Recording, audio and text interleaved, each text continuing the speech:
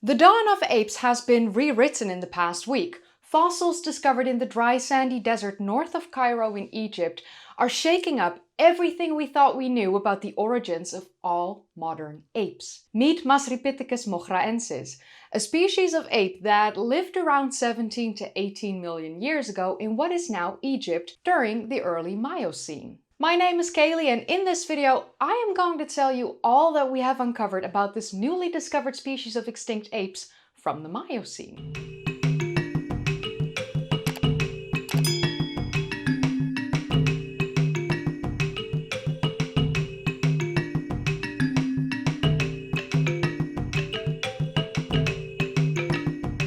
So we knew we had significant gaps in our early ape family tree because we had found most fossils of early Miocene apes from between 23 and 60 million years ago in East Africa. But we also found middle to late Miocene apes in Eurasia.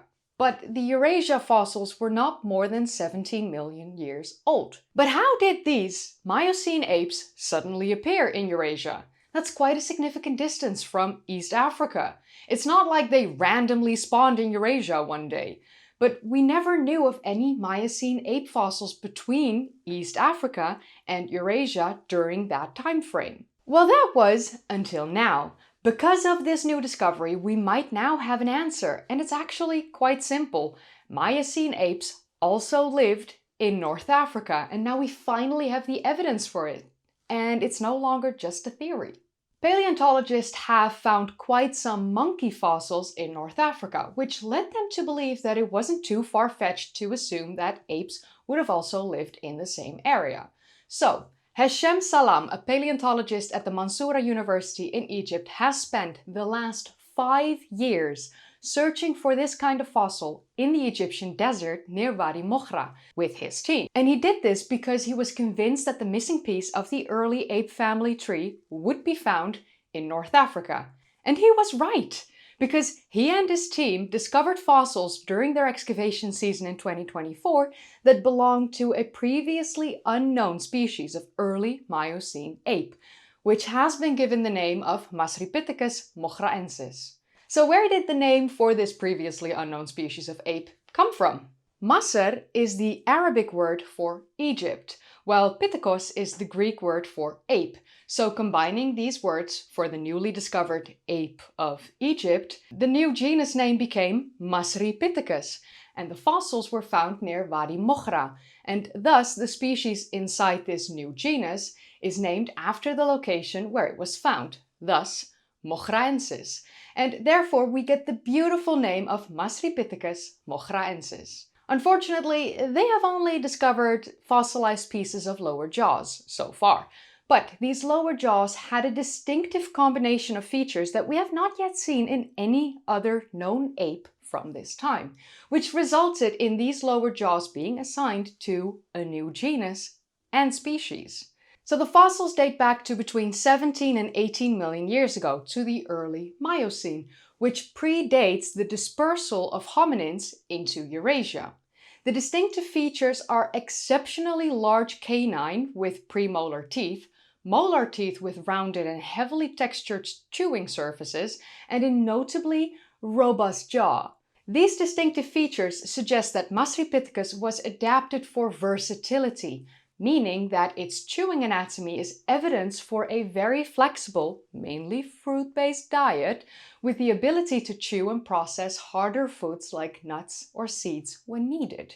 Which means that Masripithecus would have been able to thrive at a time when climate changes were leading to bigger changes between the seasons in North Africa and Arabia.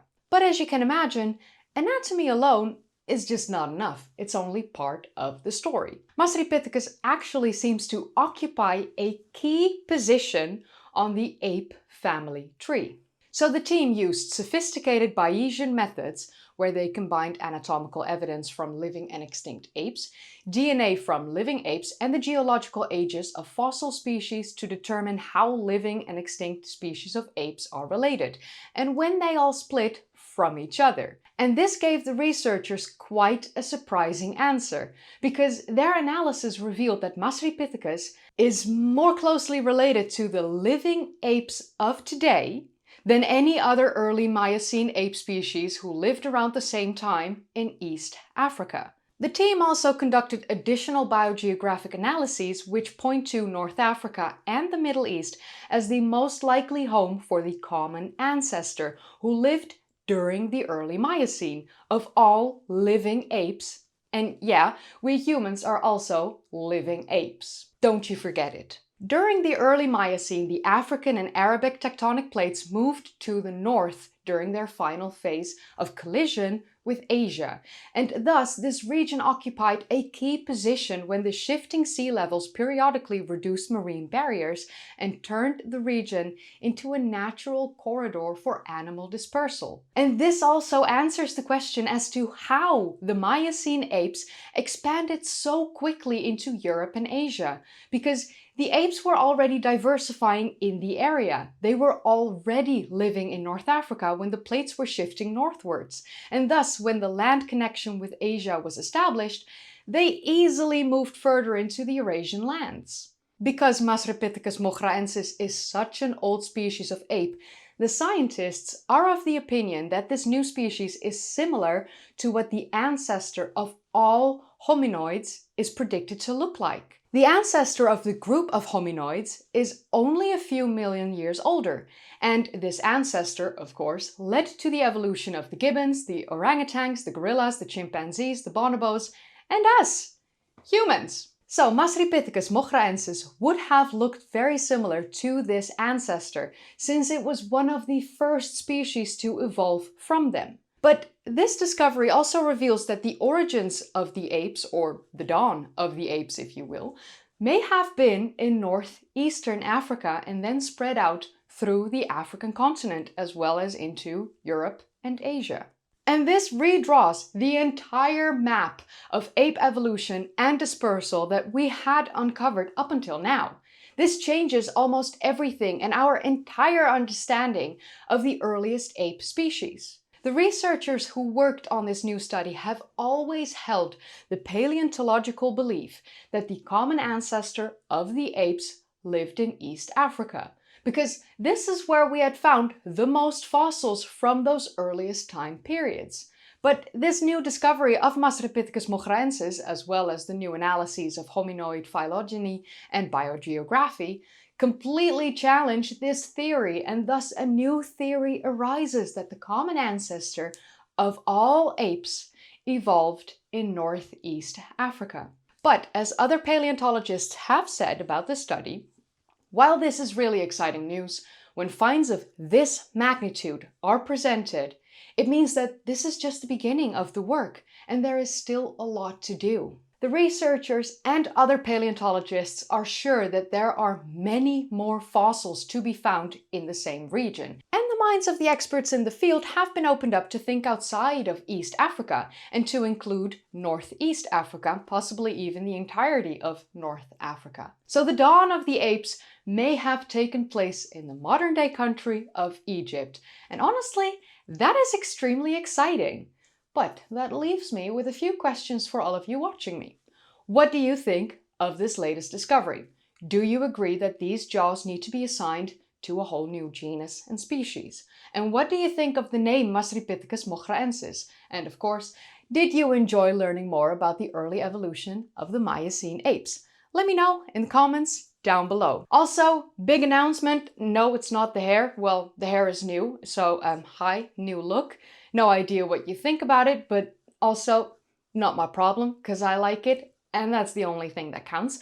But I would like to announce that I've got a new merch store. It is linked in the description down below. I've got some really awesome designs and yeah, would love it if you buy something. And of course, I am still inviting you to join me in Turkey in September.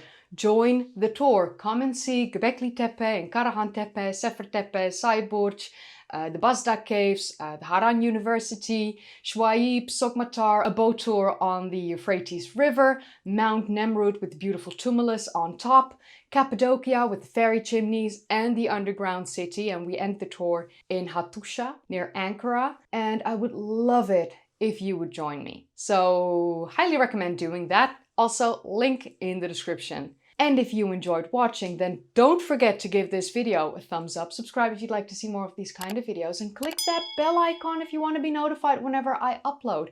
If you haven't seen my previous videos yet, then click the card in the upper right corner, or click one of the links in the description down below, or click a video in the end card. I would also like to say a massive thank you to my patrons and my channel members. Thank you so much for supporting me. I think I've blabbed enough. I like the hair. If you don't like it, well then that's your problem, because I do, and it's my body and my choice. Yay. Okay, so enough blabbing, and I'll see you in the next video. Okay, bye.